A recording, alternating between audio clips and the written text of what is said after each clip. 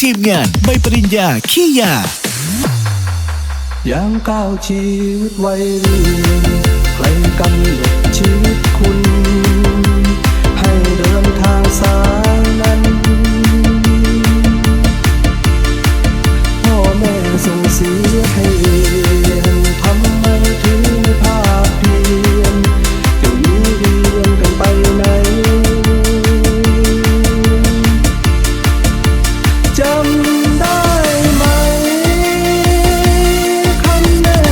บอกว่าลูกชายให้มันเพียรเข้าไว้จบออกมาเมื่อไรได้เป็นเจ้าคนนายคนดีจำได้ไหมคำพ่อบอกว่าลูกชายให้มันเพียรเข้าไว้จบออกมาเมื่อไรจะเอาใบปริญญามาให้พ่อชื่นใจ DJ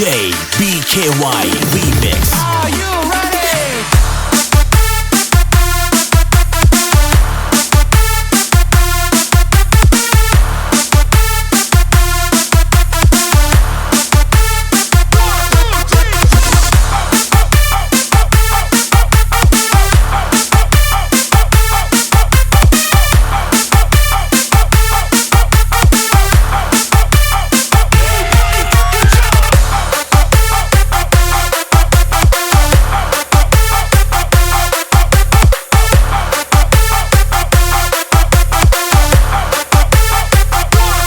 ทีมงานใบปริญญาขี้ยาวันเวลาล่วงเลยชีวิตเขาเปลี่ยนไป